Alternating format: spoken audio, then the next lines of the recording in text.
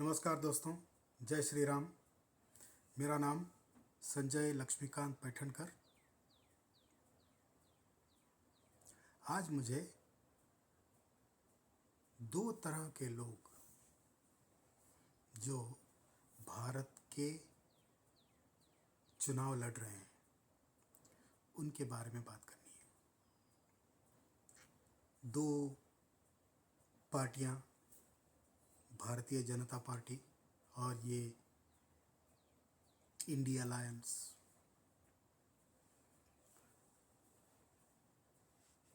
मेरी बातें शुरू करने से पहले मैं आपको एक संस्कृत सुभाषित सुनाना चाहता हूँ। उसका अर्थ मैं बताता रहूँगा इस वीडियो में जगह जगह पर।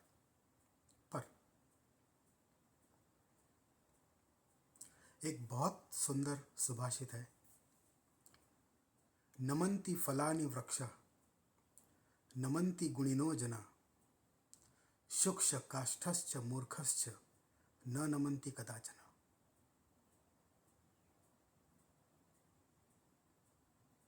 ठीक है, फिर से एक बार। नमन्ति फलानि वृक्षः नमन्ति गुणिनो जना शुक्ष काष्ठश्च मूर्खश्च न नमन्ति कदाचन।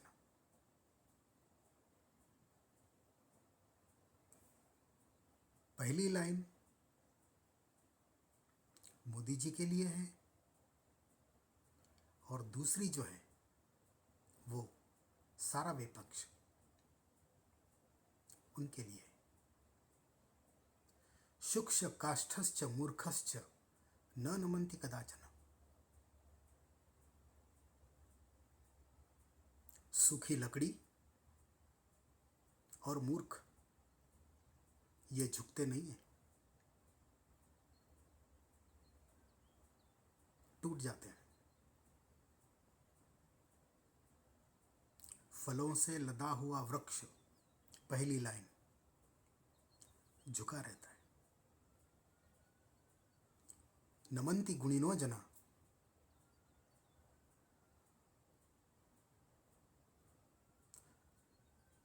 आप कभी अगर किसी विद्वान प्रकांड ज्ञानी से मिले हैं तो वो आपसे बड़ी सज्जनता से बात करेंगे, आपकी सुनेंगे, क्योंकि उनको ऐसा लगता है कि जो भी वाक्य इस जगत में बोला जाता है, जो भी शब्द उपयोग होते हैं,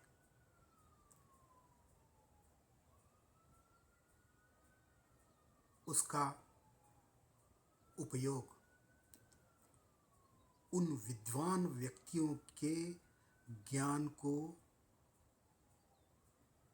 आगे कर सकता है, बहुत ज़्यादा कर सकता है, उनकी ज्ञान में वृद्धि हो सकती है।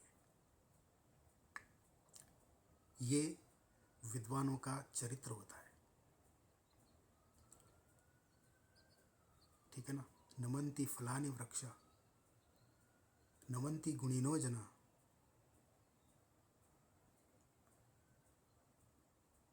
पहली लाइन पूरी तरह से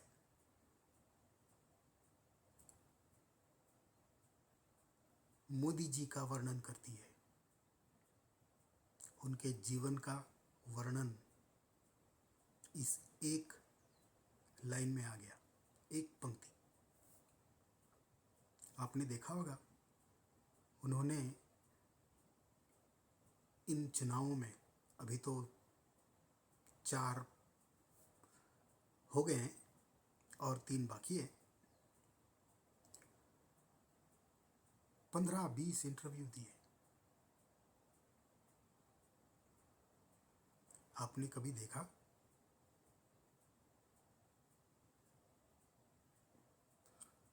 कोई प्रश्नों से वो बोर हो गए, कोई प्रश्नों से वो भागते हुए दिखाई दिए, कोई प्रश्नों पर उनको क्रोध हो गया, गुस्सा हो गए।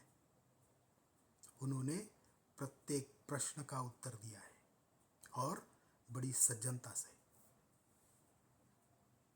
इसलिए उन पर मेरे सुभाषित बोले गए कुछ मिनटों पहले पहली पंक्ति पूर्ण रूप से उन इंटरव्यूज का वर्णन करती है। नमन्ति फलानि वृक्षा नमन्ति गुणिनो जना।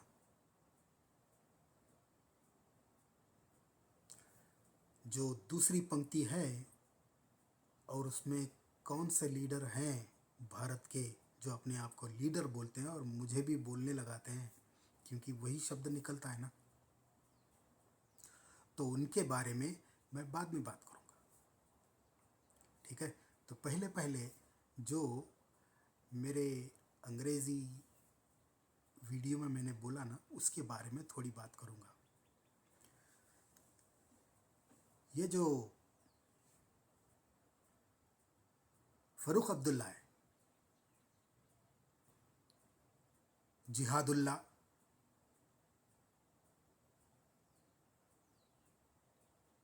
अबू का लुल्ला, ठुल्ला, जो भी बोलना है बोल लो,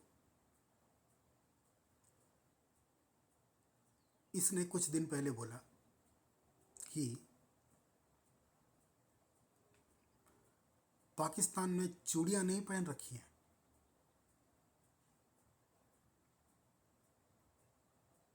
पाकिस्तान के पास बम है।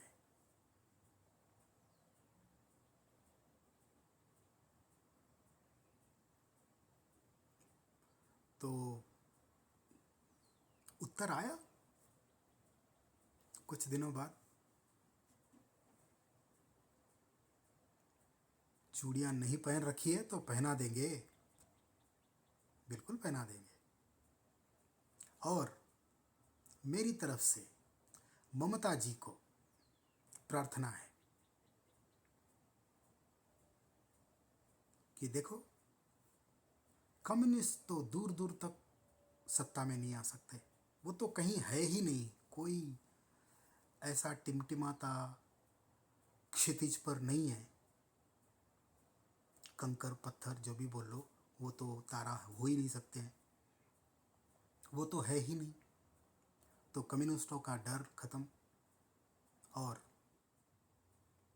मुसलमानों को ममता जी ने बहुत खुश कर दिया है। दूध देने वाली गाय भी अगर एक लात मारती है तो सहन करना पड़ता है, ये उनके वाक्य हैं। दूध देने वाली गाय तो मुसलमान है, उन्होंने बोला है। तो मैं दुर्गा पूजा रोक दूंगी, रामनवमी रोक दूंगी, जय श्री राम कहने वाले को जेल में डालूंगी, और ऐसे बहुत सारे अनडेमोक्रेटिक काम करूंगी मैं। जैसे उनका कोई चित्र बनाया गया था, उस लड़की को उन्होंने जेल में डाल दिया आधे घंटे में, और ये बड़ी डींगे हाँकते हैं डेमोक्रेसी डेमोक्रेसी करके। मोदी जी को तानाशाह बोलते, ये स्वयं बड़ी तानाशाह है। ठीक है, वो तो जाने दीजिए। तो मेरी ममता जी से ये प्रार्थना है कि भाई, कम्युनिस्टों का डर खत्म हो गया, मुसलमान भी डराने वाले नहीं है क्योंकि वो बड़े खुश हैं। तो ये दो बहुत बड़ी धमकियां जो आपके जीवन में थी, वो आपने मिटा दी, खत्म हो गया, अब कोई वो धमकी बची ही नहीं है। तो मेरी प्रार्थना ये है, ये फ़ारूक अब्दुल्ला के हाथ में अपना चस्टिटी बेल्ट भी दे दें, जिसकी पाकिस्तान को बहुत बहुत बहुत आवश्यकता है, क्योंकि उनका बलात्कार होने जा रहा है।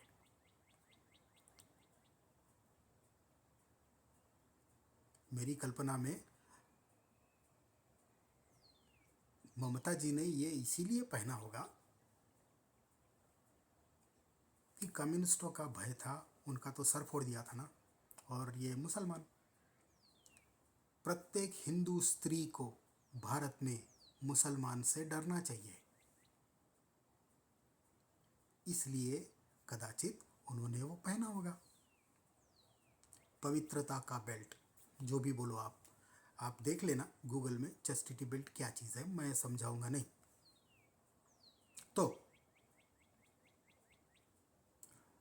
ममता जी अपना चेस्टिटी बेल्ट भी फ़ारूक अब्दुल्ला के हाथों पाकिस्तान भिजवा दीजिए, क्योंकि पाकिस्तान का भरे बाजार में बलात्कार होने वाला है। चीन सबसे पहले खड़ा है, उसके बाद में उन्हीं के इस्लामिक देश जिन्होंने बहुत सारे पैसे दिए हैं, और पैसे वापस तो हो नहीं पाएंगे, भूखे मर रहे हैं लोग। तो ये दो बातें मुझे पहले बोलनी थी। शुक्ष काष्ठश्च मूर्खश्च न नमन्ति कदाचन।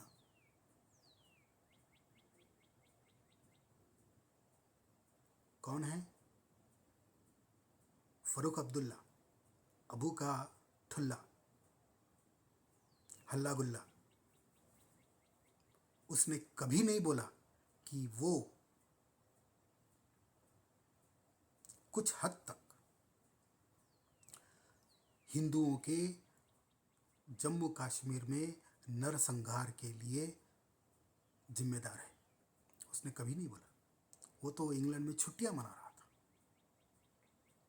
ठीक है, तो ये। और ममता कैसे बात करती है,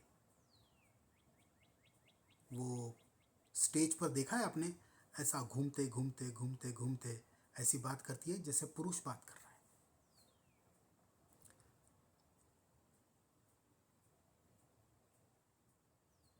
अब मैं जो बोलने जा रहा हूँ वो थोड़ा बंगाली लोगों को पसंद नहीं आएगा, पर मैं बोल दूंगा ये बात।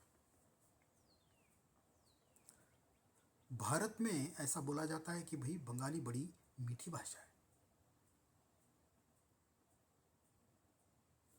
जिसको बोलना है ठीक है, जो समझता है मीठी है तो है, ठीक है। पर मुझे लगता है वो जो शब्द हैं संस्कृत के, जो अपनी सारी भाषाओं में है, और सबसे अधिक संस्कृत के शब्द कन्नड़ा भाषा में है, 70% तक। ठीक है, तो जो भी संस्कृत शब्द हम लोग उपयोग में लाते हैं अपनी भाषाओं में, मेरी मातृभाषा मराठी है, मराठी में भी बहुत सारे हैं, गुजराती में भी होंगे, हिंदी में तो है ही, पर दक्षिण की भाषाओं में बहुत ज़्यादा है, और सबसे ज़्यादा कन्नड़ा में है। ठीक है, तो संस्कृत भाषाओं के शब्दों का उपयोग बंगाली में भी होता है। परिवर्तन को वो लोग परिवर्तन बोलते हैं। पहले तो समझ में नहीं आएगा, परिवर्तन। तो अगर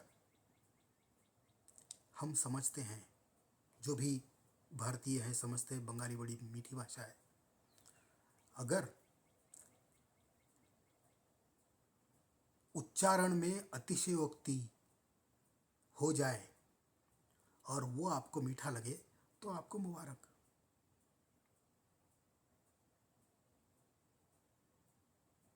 बहुत सारे शब्द हैं। वो वसंत, उसको बसंत बोलते हैं वो लोग। मेरा नाम संजय, संजॉय। अरे कहाँ से हो गया? ये तो आपने मेरी माँ ने दिया हुआ नाम को खराब कर दिया। संजॉय, विजॉय। तो ये अतिशयोक्ति जो होती है ना, उसको अगर कोई मीठा बोलता है तो ठीक है, हमको नहीं लगता। तो ऐसी अतिशयोक्ति में, जब अतिशयोक्ति का उपयोग करते हुए जब ममता बनर्जी स्टेज पर घूमते घूमते आजू बाजू इधर उधर करते करते कुछ कुछ बंगाली में बोलती है, खेला होबे। उसने एक बार संस्कृत श्लोक बोला था, नमस्तस्यै नमस्तस्यै नमस्तस्यै नमो नमः। बे क्या बोल रही है, पत्थर फेंक रही है।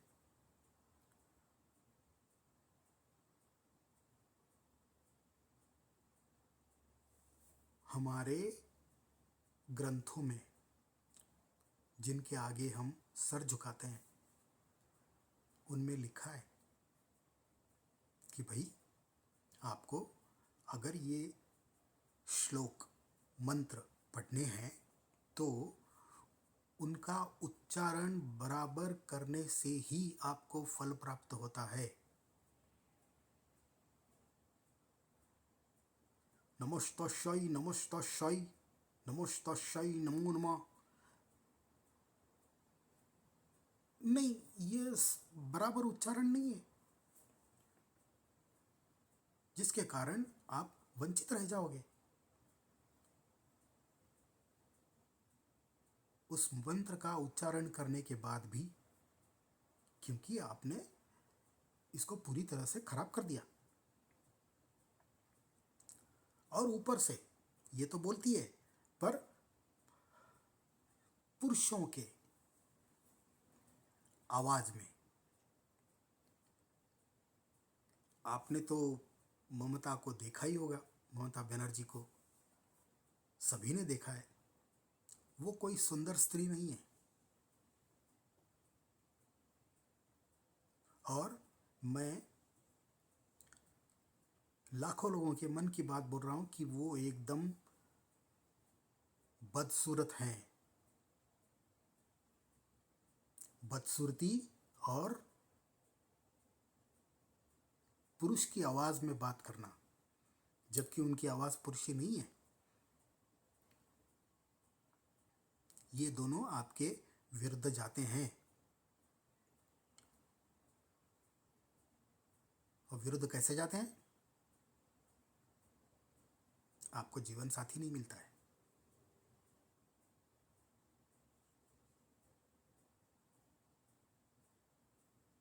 माफ करें, बड़े शब्द हैं, पर किसी को तो बोलना जरूरी है। अंग्रेजी में उसको, उनके रूप को बोलूं तो एंड्रोजिनस, मतलब पुरुषों जैसी लगती है, पुरुषों जैसी बात करती है, इतनी सी छोटी है।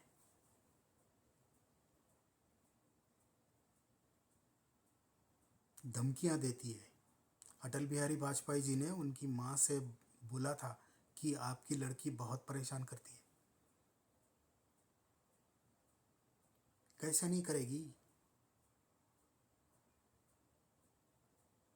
हमारे जो ग्रंथों में लिखा है, काम शांति ही क्रोध शांति ही, तो काम कहाँ शांत हुआ इनके जीवन में?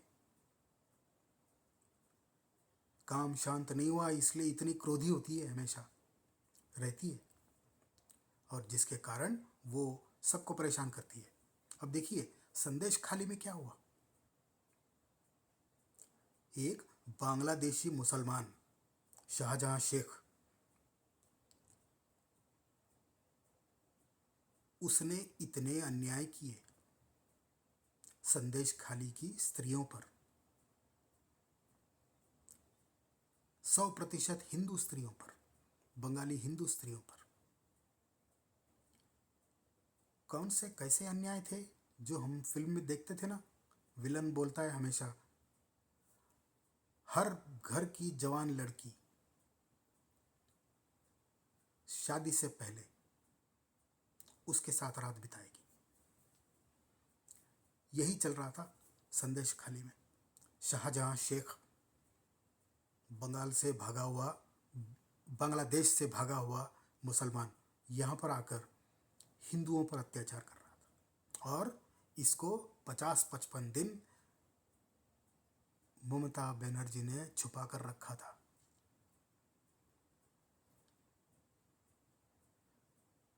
तो एक कारण ये भी तो हो सकता है, अगर मनोविज्ञान की बात करें, कि जिन हिंदुओं ने, जिन हिंदू पुरुषों ने मुझे ठुकरा दिया क्योंकि मैं एक बेहद बदसूरत औरत हूं, उन पर मुसलमान अन्याय कर रहे हैं, तो क्या गलत कर रहे हैं? ये उनके मन में बहुत आह्लाद का विषय होगा, आनंद का विषय होगा। अब देखिए ना, कुछ साल पहले बंगाल में असेंबली इलेक्शन हुआ, 2-3 लाख लोग बंगाल से भाग गए आसाम। क्यों? क्योंकि मुसलमान लोगों ने उन पर हमला कर दिया था। क्यों किया था? उन्होंने बीजेपी को वोट दिया। ममता बनर्जी के कहीं भी जू नहीं रहेंगी। कुछ नहीं किया उसने, कुछ नहीं किया। हिंदुओं पर अन्याय करना,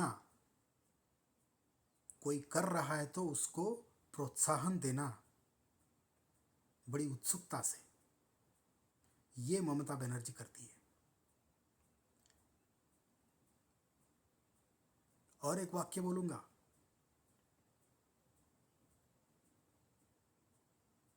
अंग्रेजी में बोलूंगा और उसका अर्थ नहीं बताऊंगा। Mamata needs a Banerjee, Mamata needs a boner. काम शांति नहीं हुई है तो सभी पर क्रोध है।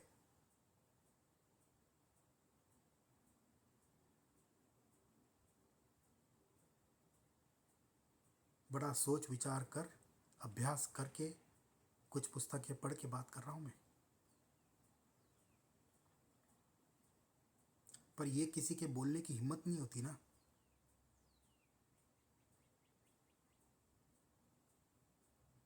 मनोविज्ञान को थोड़ा समझना चाहिए। क्यों गुस्सा आता है भाई? क्यों अति गुस्सा आता है, जिसकी कोई सीमा ही नहीं है? उसका एक कारण, काम जो अशांत रहा, लस्ट। ये तो प्राकृतिक बातें हैं। प्रकृति ने जो हमको, हमारे शरीर को सिखाया है, जिसके कारण हम कुछ करते हैं, वो उसको करने नहीं मिला, इसलिए उसका गुस्सा। मेरी बातें कुछ लोगों को बड़ी चुभती होगी, गलत लगती होगी, गंदी लगती होगी, पर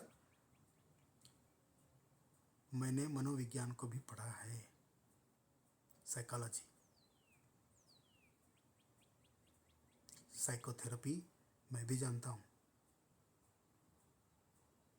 ठीक है, अलग बात। तो मेरी प्रार्थना है ममता बनर्जी से और ममता बनर्जी कि भाई आप अपना चस्टिटी बेल्ट फारूक अब्दुल्ला के हाथ दे दें। घिसा पीटा इस्तेमाल किया हुआ है, पता है, बहुत सालों से, बहुत दशकों से, पर पाकिस्तान की इज्जत बचा लेगा अगले होने वाले बलात्कार से, जो होने वाला है। ओके, अब आ जाते हैं अकललेस गाढ़व, यानी अखिलेश यादव। अखिलेश यादव।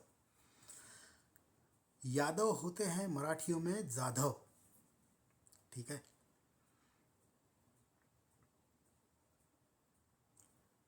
और मैंने इसको यादव बोलना छोड़ दिया है, मैं इसको बोलता हूं गाढ़व। गाढ़व मतलब मराठी में गधा, अकललेस गधा। दोनों पर्यायवाची हैं, पर इसका नाम है, इसके घर का नाम है, तो बोलना ज़रूरी हो जाता है। इसने क्या बोला? स्वाति मालीवाल पर इतने अन्याय हुए तो किसी रिपोर्टर ने प्रश्न पूछ लिया, किसको? केजरीवाल को। उसकी सूरत तो देखने जैसी थी, पर उसके हाथ से माइक लेकर अखिलेश यादव ने क्या बोला? अरे इससे भी बड़ी बातें हैं जिनकी चर्चा होनी चाहिए। ये उत्तर की तो अपेक्षा थी ही, ये उत्तर अपेक्षित था, जिसकी हमको बड़ी आशा थी। क्यों? क्योंकि इसके बाप ने ही बोला था, बलात्कारी जो है ना, लड़के हैं, गलतियां हो जाती है। ये वही बाप था जिसने कार सेवकों पर, राम भक्तों पर, हजारों राम भक्तों पर गोलियां चलाई थी और उनके मृत शरीर बोरियों में भर भर के नदी में बहा दिए थे। ये उसी का बेटा है ना, तो क्या क्या बोलेगा अलग? The fruit hasn't fallen away from the tree. जैसा बाप वैसा बेटा। स्वाति मालीवाल पर अन्याय हुए, उनका यौन शोषण, यही तो शब्द है ना, हुए। विभव कुमार, विभव जो भी, उसने उसको चांटे मारे, 7-8 बोलती है वो। उसके बाद में सर पटका टेबल पर और उसके गुप्तांगों में लात मारी है। हाँ, ये सच है, उसने एफआईआर में लिखवाया है। और ये विभव केजरीवाल के पीछे पीछे घूम रहा है। ये बात होने के बाद संजय सिंह बोलता है कि केजरीवाल एक्शन लेंगे। अबे क्या एक्शन लेंगे? उसके पास तो पुलिस भी नहीं है। दिल्ली की पुलिस अमित शाह के हाथ में है। वो क्या एक्शन ले सकता है केजरीवाल? कोई एक्शन नहीं हुई, बहुत सारे दिन हो गए। पर केजरीवाल आकर बड़ी भविष्यवाणी कर देते हैं सबके सामने। क्या बोलते हैं? योगी जी को हटा देंगे, माफ़ करना, योगी जी को हटा देंगे और आप लोग वोट दे रहे हो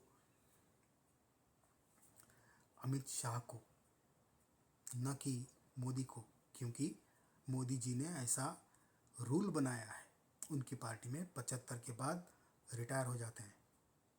ऐसा कोई रूल नहीं है। हम मोदी भक्त चाहते हैं, वो जब तक जीवित हैं वो भारत पर राज्य करें, राज करें।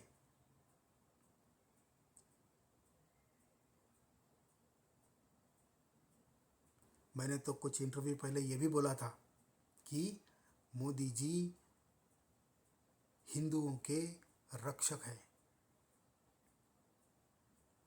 और इसलिए जब भगवान की अगली प्रार्थना करूँगा, मैं पूजा करूँगा, तो यही बोलूँगा कि मेरे जीवन के 5 वर्ष उनको दे दें। तो ऐसा कोई कायदा नहीं बनाया है जिसके कारण 75 साल के हो जाएंगे मोदी जी तो रिटायर हो जाएंगे। तो केजरीवाल जी अपनी ज़बान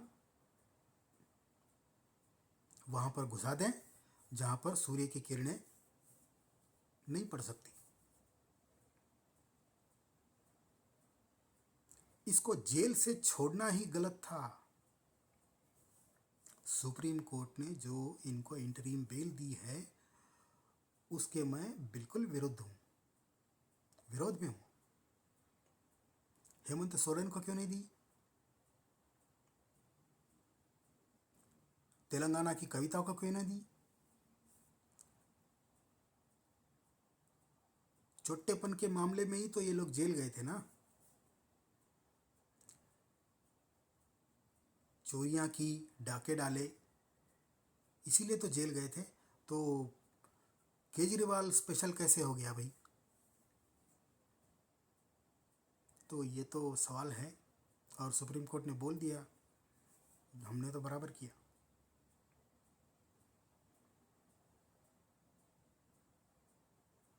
तो फिर से मैंने जो सुभाषित बोला था आपको संस्कृत में, नमन्ति फलानि वृक्षा नमन्ति गुणिनो जना शुक्ष काष्ठश्च मूर्खश्च न नमन्ति कदाचन। इतने सारे इंटरव्यू हुए, पर एक ऐसा शब्द नहीं जिसके कारण आप एक वाक्य लिखकर बोल सकते हो कि भाई बराबर नहीं है। गुस्से में बोला गया है, कांग्रेस पार्टी का प्रश्न है। इतने सारे इंटरव्यू, पर फिर भी आपकी आंख या आपके आंख के ऊपर के बाल या जो भी जिसको बोलते हैं, your eyebrows did not go up. मुझे हिंदी में वो बोलना नहीं आता है, तो वो पूर्ण सज्जनता से, इसीलिए मैं बोलता हूं सज्जनता में प्रभुता का वास है। ये मेरे शब्द है। 4 लोग बैठे थे आज तक के इंटरव्यू में। सुधीर चौधरी जो जी न्यूज़ से गए वहाँ पर, राहुल कमल, और वो अंजना ओम कश्यप।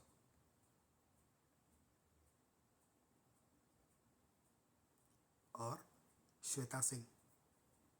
आपने अंजना ओम कश्यप को देखा होगा तो उसके चेहरे पर पता नहीं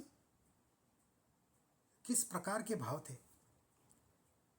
उनको अच्छा तो नहीं बोला जा सकता, पर वो विचित्र चेहरा था। राहुल कमल एक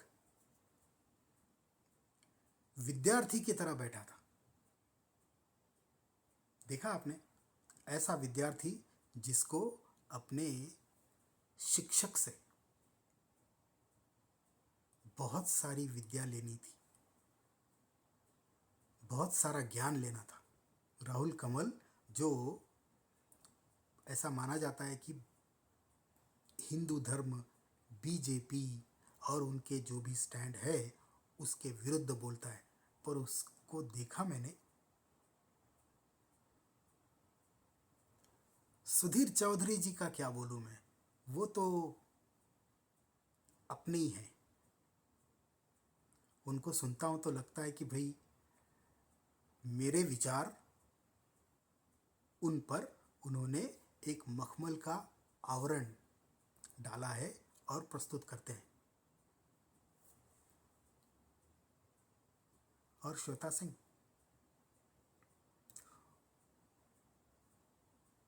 वो अच्छी हैं, ठीक ठाक है, और उनमें थोड़ी सज्जनता है। अंजना ओम कश्यप जो हमेशा एकदम कड़क बात करती है, एकदम मतलब आपके पॉइंट को तोड़ मरोड़ देती है, उसकी उपस्थिति उस इंटरव्यू में आवश्यक नहीं थी, बिल्कुल नहीं। पता नहीं उनका मूड खराब होगा, जो भी, उनके सवालों में भी दम नहीं था। पर आपने देखा होगा मोदी जी ने जहां पर भी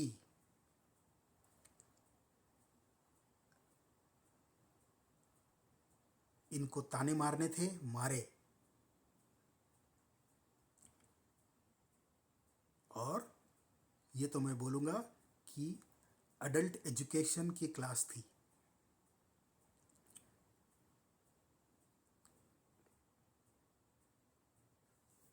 ये चारों लोग तो अपने आप को शब्दकोश ही मानते हैं ना। शब्दकोश का प्रयोग करना इनका जन्म सिद्ध अधिकार है, ऐसा ही तो मानते हैं ये लोग। पर मोदी जी ने उनको इतना सिखा दिया, इतना कुछ बता दिया कि भाई उसका निष्कर्ष तो एक ही है कि आपकी जो संकीर्ण दुनिया है ना, ये रिपोर्टरों की, उसके बाहर भी बहुत बड़ा विश्व है। कभी निकला करो। कम्युनिस्टों का एजेंडा जो अपने जर्नलिज्म स्टूडेंट्स को पढ़ाया जाता है वही तो होता है। मैंने भी किया है जर्नलिज्म।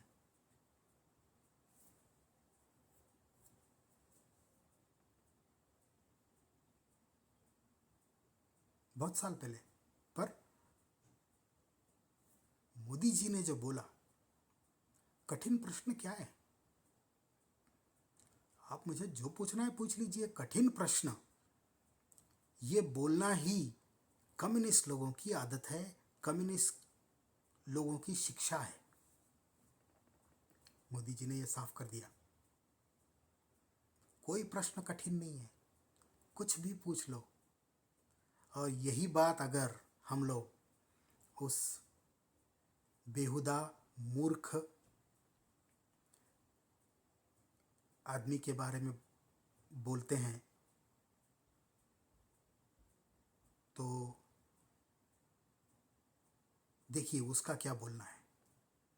ये तो बीजेपी का प्रश्न है। कौन, किसकी बात कर रहा हूं मैं? राहुल गांधी। ऐसा तो बोला जाता है दत्तात्रेय गोत्र के जनेऊधारी ब्राह्मण हैं। कुछ ब्राह्मणों के गुण नहीं है उनमें।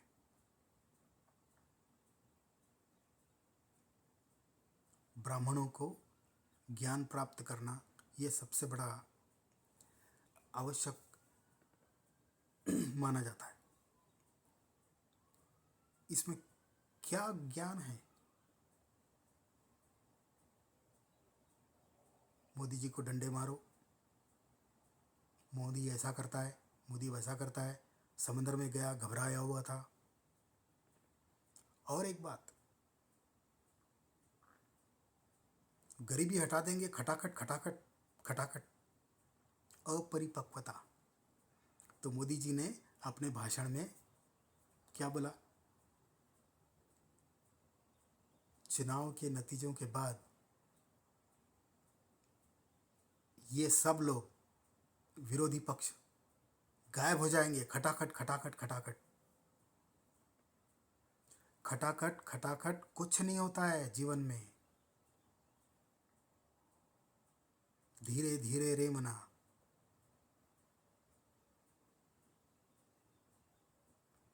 तो आज के इस अंक में इतना ही।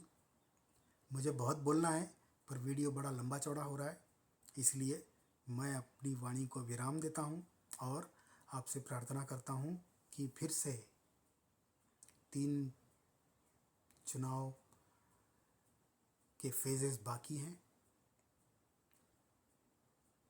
अमित शाह जी ने बोला है कि हम लोग तो 272 पार हो गए हैं। मेरी इच्छा है इन 3 फेजेस में उनको आप 400 के पार ले जाएंगे। जय श्री राम। नमस्कार।